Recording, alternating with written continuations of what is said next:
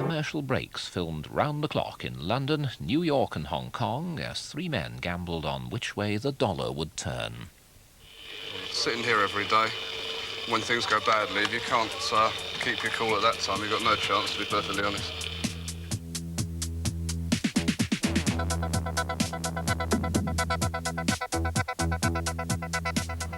Richard Hill is one of a new breed of men around the City of London. Every day he can win or lose a fortune in a war of nerves against dedicated speculators like Ronnie Schlapfer in New York and William Wong, who plays the currency market from Hong Kong. One day in June, the three of them gambled $1,000 million. Who won?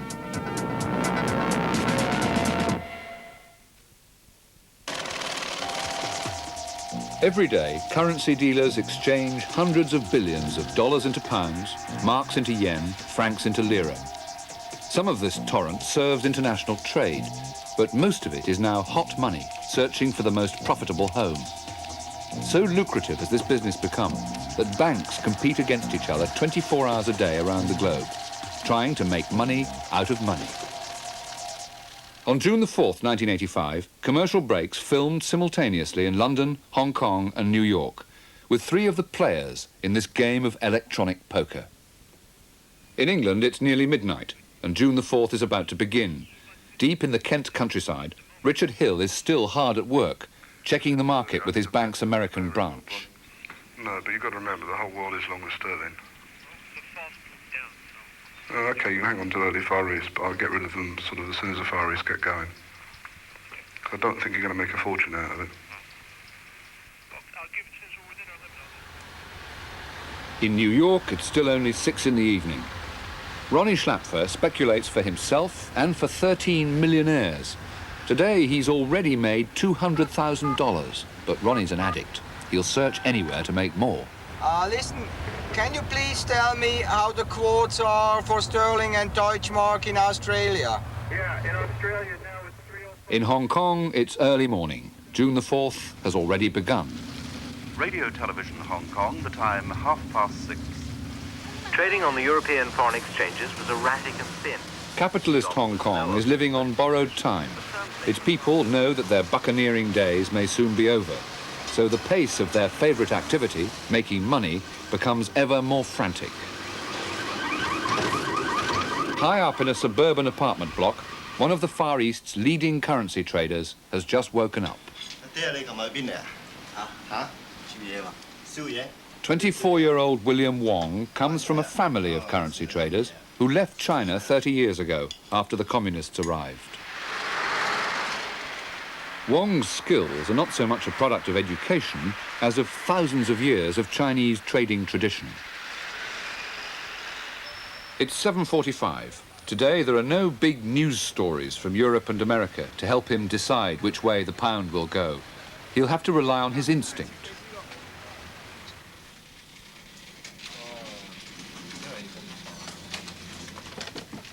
This morning, William's late. The pound is already rising. He must decide within minutes whether to jump on the bandwagon and buy some pounds in the hope that they'll go on going up. Morning. 128 now, pay 15 from Australia, I need the offer. Oh my God. Surrounded by electronic gadgetry, William is taking the pulse of a market which, at this time of day, stretches from Singapore to Tokyo. William works for the American Chemical Bank, one of the largest banks in the world. Chemical is expanding fast in the currency market. Its dealers take huge risks, but they're well rewarded. William's salary starts at £25,000, but with his colleagues on the currency dealing desk, he shares 3% of their profits. It's a hefty commission, which can double his salary if he gets it right. If he gets it wrong, William Wong faces the sack. William's in charge of trading the pound against the dollar. It's just 8:05. The pound is still rising, and William's being forced to make a decision. Oh my God. He buys his first £3 million with Chemicals dollars, gambling that the pound will go on up. Now that he's made his decision, he'd like to buy more. In charge of cable for Australia. 30-40. This 24-year-old can gamble £20 million of his bank's money without asking anyone. I think the sterling will go higher. And, well, I think the market still looking level to buy sterling. So I'm looking to buy sterling too. So that's why I'm paying 30 in the brokers and to see what's going on. If nobody want to hit me, then I will go out to buy some more. Within minutes, he's back in the market, quoting a higher price, trying to help the pound up as he steadily buys more. 40-50. Sorry? Okay. 40-50 I do. He's just bought another £1 million. By mid-morning, he's up to £21 million. It could be time to get out before the price falls. 如果上翻去70幾個頭我先 sell， 而家長喺40幾個頭可以坐。個磅咧高少少要 sell 嘅，個市開咗場。call 到 3 quarter 暫時嚟講快。call 得 3 quarter。但係倫敦就快落去講 sell 倫敦入嚟會買磅，會買磅，作為買磅。風繼續吹啦。Meantime, in London, it's the middle of the night, and in Connecticut, it's late evening. Back home in a house appropriate for an international speculator, Ronnie Schlapfer's checking the news for possible impact on the markets. Good evening, I'm John Rowland. Ronnie's lifestyle depends on his ability to make money for his clients. 13 very rich individuals, each with a minimum stake of $500,000. The US is just a convenient base.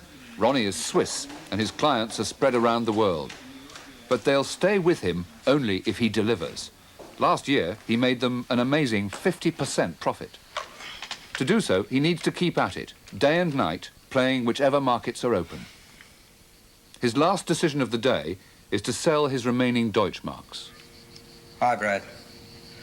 I think we should go square, and why don't you sell 26 million marks, and then we have a look tomorrow. Early tomorrow, we call each other, huh? For William Wong, a quick early lunch. He's worried that the pound will fall, and he's still sitting on 21 million of them. But the dealing room is never far away. He can check the latest exchange rate on a tiny portable receiver, which he carries wherever he goes. Luckily, the pound is up a bit. Now, William has decided that the pound has peaked. It's time to cash in his chips. But by the time that he sells his 21 million pounds, the market will realise what he's doing and the price might fall. So he needs a disguise. He enlists the help of the dealers of the other currencies. If they each sell 5 million pounds at the same time, the other banks won't realise what's happening and William can take his profit. But they'll have to be quick. They're just waiting for his command.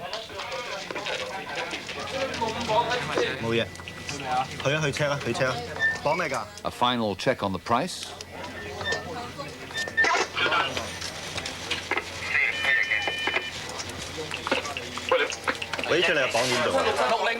With a casual wave of 5 fingers, the first 5 million goes.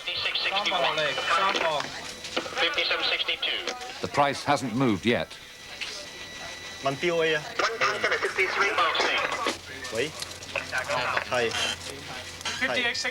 In quick succession, they sell 5 million pounds, another 5 million, and a last 5 million.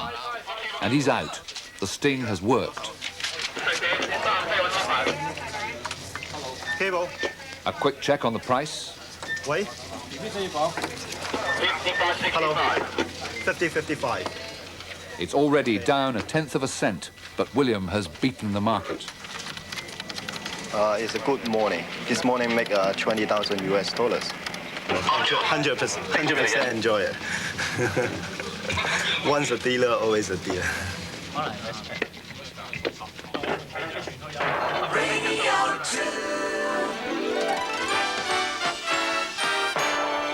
5 o'clock news time. This is Nick Page. A bomb has been found on the steps of the Syrian embassy in London. A 4th man has been accused of belonging to a spy ring in the United States. Currency trading is an addictive business. His wife still fast asleep. Richard Hill is already getting his first fix of the day with a call to his bank's Hong Kong office to see what's happening. And to give a special warning of what he intends to do to the pound, for their ears only. OK, mate. Well, I wouldn't be too long with sterling because we'll probably try and bash it down when we get in. Try and look for a quick 50 or 60 points. I guess we do feel some pride in the pound occasionally, but it's not part of our job. I mean, primarily I'm there to make money, so if the pound's falling, I've got to take advantage of it.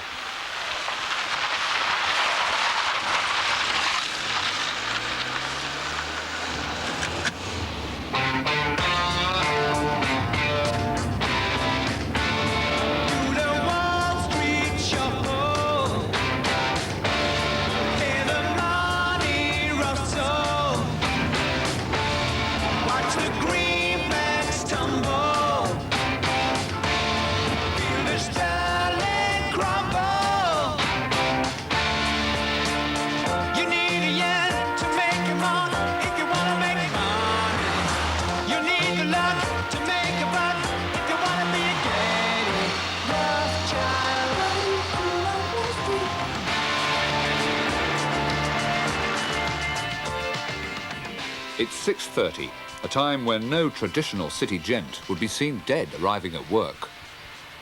But Richard Hill is no traditionalist. More of a financial athlete than an economics scholar, he started right at the bottom in Barclays Bank. But at the age of 31, he already earns more than most of their high street managers.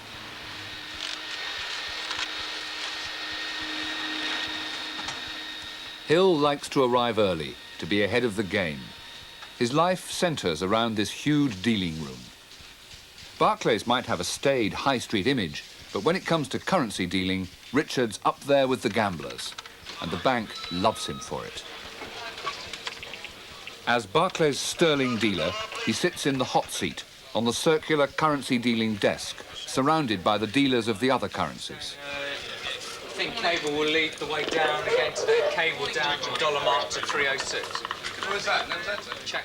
Barclays treats its dealers differently to the American banks. They get no commission, but then they aren't sacked if they get it wrong. Just a gentle push sideways. Sorry?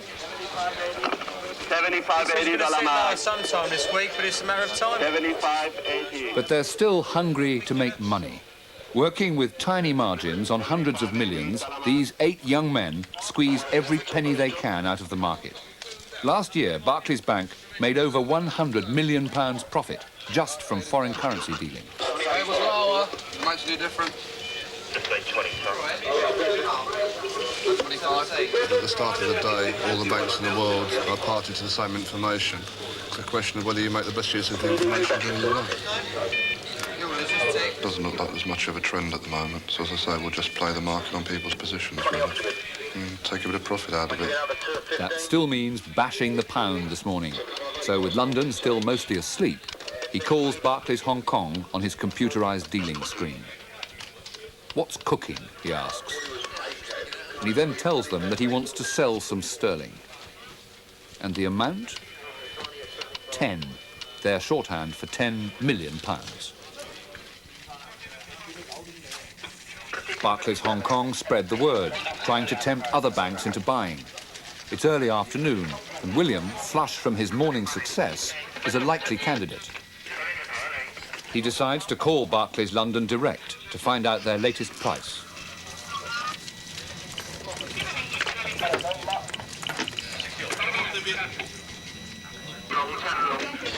Cable, chemical, Hong Kong. 49.54. In London, Richard quotes a competitive price to tempt William into buying. And William falls for it, buying £5 million. Lose 5. 5 million of Barclays pounds have just travelled to chemical Hong Kong. As Richard sells more, the price falls. And within 10 minutes, it's down half a cent. The £5 million that William bought is now worth £20,000 less. In this small duel, Richard has scored. William is gracious in recognising a competitor's skill. Well, it's good dealers. This one is quite good. Why do you say that? Well, sometimes you can see it scream, he can lead the market. It's 8 o'clock in the morning in London and the world is quiet. No coups, no assassinations, no new crises to rock the currency markets. Now Richard's boss, Chris Pavlou, has arrived. I fancy a bacon sandwich, don't you? Go on, man. You bacon sandwich? I'll have a decent cup of coffee. Eh? I'll have a decent cup of coffee. Are you going to organise it then? Chris Pavlou used to be one of the world's biggest sterling dealers, but now, pushing 40, he knows he's too old for the game that he loves. There's nobody on that desk. It's over 35. People start in their early 20s for about 10 years, and by the time they reach their very early 30s, they had about enough. As you can see now, the market is having a small breather, but the dealers cannot afford to lose their concentration for 1 minute. They started at 7 o'clock this morning. They're going to be here at 5 o'clock. And the market, whether it's quiet or busy, they've got to keep their adrenaline going. They've got to make sure the concentration is there, just in case the market decides to erupt.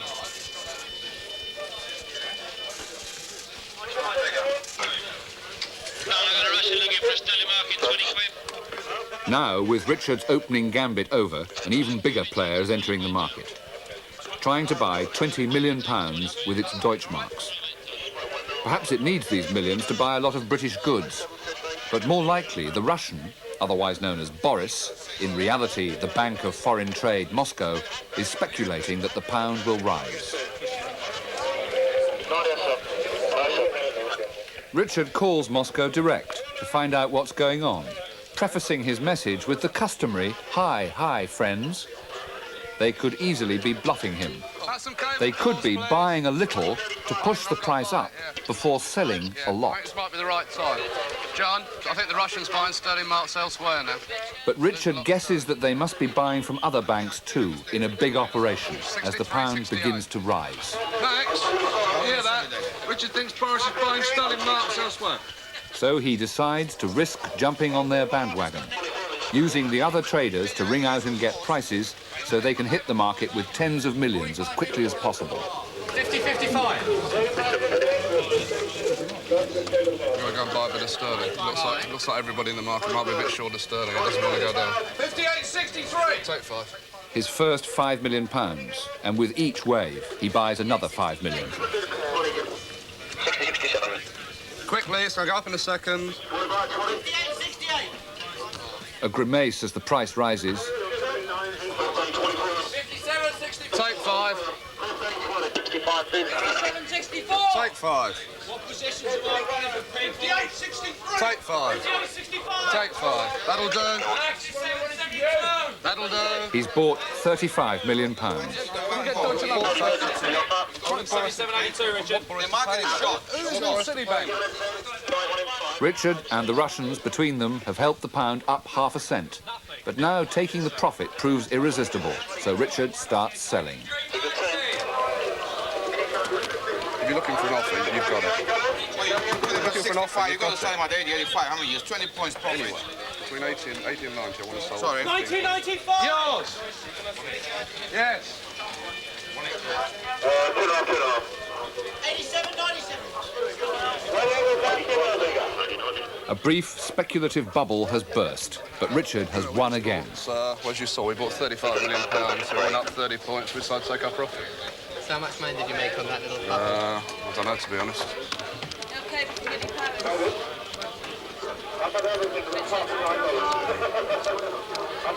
£75,000. How much? About £75,000. And that took you about half a minute. The price just Took shot about up. 3 minutes. 80-85.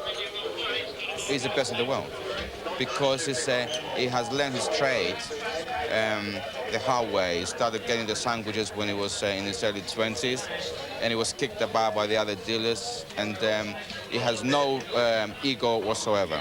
If he's wrong, he knows he's wrong, he will cut out, and he will say, I had enough, I'm not going to beat the market, and he's there to work for Barclays Bank, not for his ego, and that's why he's so good. 64. $1.64 to the belt.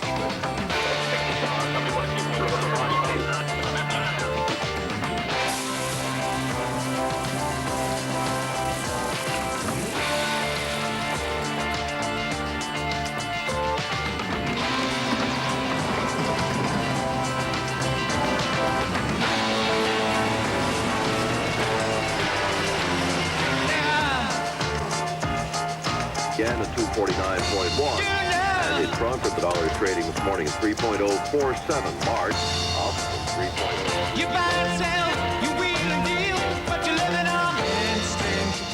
You get a tip, you fall away, and you make a big killing. By 7 a.m., the man from Davos, Switzerland, is at work 17 floors above 3rd Avenue, Manhattan. Unlike Richard and William, Ronnie's dealing room is his own, and his business is 100% pure speculation. Sure. How do you guys see the dollar?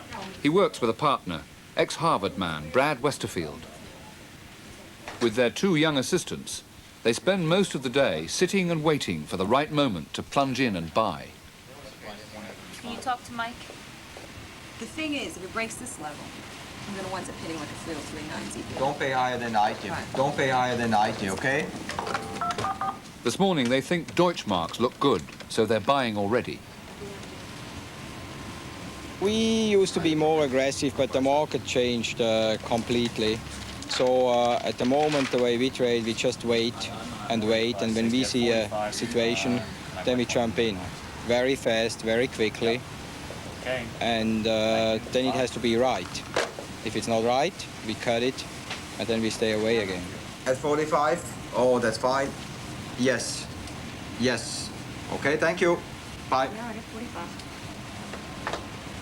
23.5, okay? By currency dealer standards, Ronnie works long term. He might even keep his marks until tomorrow. In London, some important financial news is due in under half an hour. The latest money supply figures will almost certainly have an effect on the pound, but nobody knows which way. Richard is gambling that they'll send sterling up, so he's bought 20 million. But now sterling is falling as other dealers place their bets. Yeah. It's just hovering just below my level at the moment, yeah. Do you want to cut out a bit? I think I might cut it down a bit before the money supply figures, yeah. You're then gambling on something you don't know about, to be honest.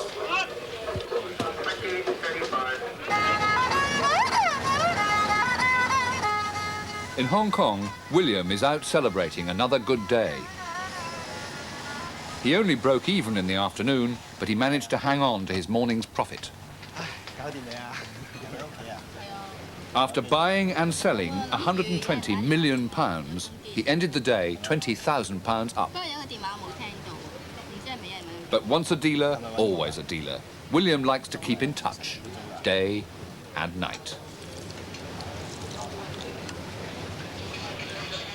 60. Those money supply figures are due out any moment. 50 again now. 50 again. In London, as the price wobbles, tension is mounting. OK. You're telling these figures are out in about 2 seconds? Above 0.5% and the pound should rise. Below, and he'll be in trouble. What? Upper half money supply?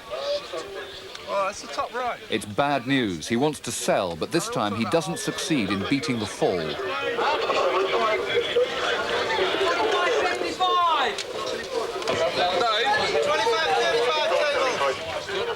25, oh, you idiot. 25, 30. Richard, you must have changed immediately, put the price in. What is that? 90!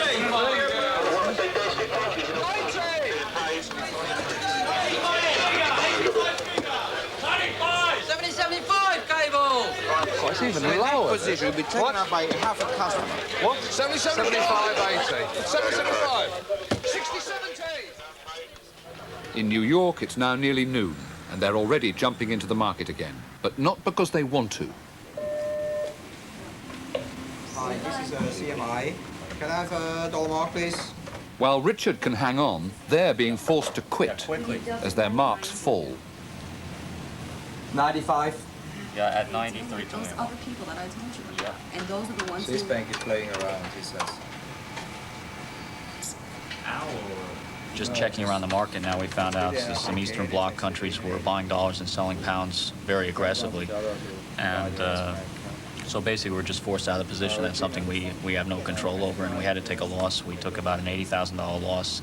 If we hadn't gotten out of it so quickly, it would have probably been a loss $130,000, $150,000. And it's just one of those things you have no control over. And we just try to take our losses quite quickly. With the kind of trading we've done this morning, it's better to be at lunch. The market been very active tonight? It's just erratic, up and down and choppy. Ronnie and Brad's loss for the day so far totals $70,000. Now they're out at lunch, wooing a prospective client. An inevitable question soon comes up. One of the very touchy areas that the Middle Easterners usually ask is the fee structure. Could you sort of elaborate on that a little more? Yeah, of course, there is a fixed management fee. And then we have an incentive fee, performance fee, yes, which we charge once a year. Now that cuts in when you reach a certain figure, I suppose. Right. That's But right. that's on a graduated scale, which basically amounts to at the levels around 20-25% of the profits. So the fees are, of course, a little bit high, but... Sure, but the growth is so dynamic, I think the fees are sort of That's right. overshadowed by... Don't forget we work 24 hours. Right. Good night, Neil. In the 10 exhausting hours that Richard's been at work, the pound has moved up and down 2 cents. He's made just under £100,000 for the bank, buying and selling 750 million of them. How does he feel about handling such huge sums? I don't know, really. To be honest, I never really thought about it, because you do it every day. It just comes naturally. But surely his antics affect the pound. Long term, we can't have that much influence on the market. I mean, it depends so much on commercial demand. Day to day, we can probably move the rate our favour, but as I say, nothing dramatic long term.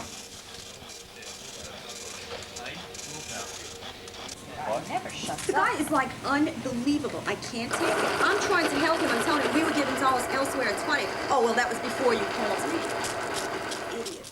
In New York, they're getting edgy. Did you leave a limit order? Talk to me about a rate. Did you leave anything or you just told him to execute? Just do it. Do it. They want to sell marks, but they keep missing the moment. They should call out and ask a price.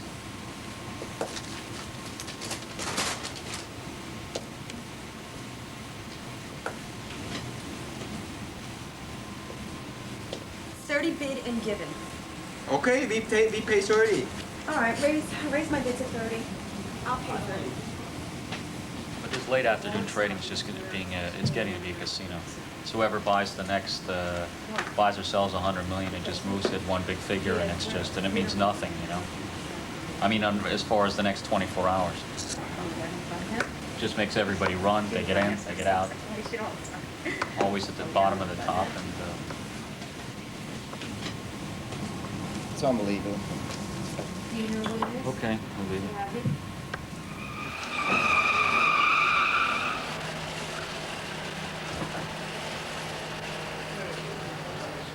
By the end of the day, Ronnie was lucky. The afternoon position with a loss turned to a profit, and he broke even.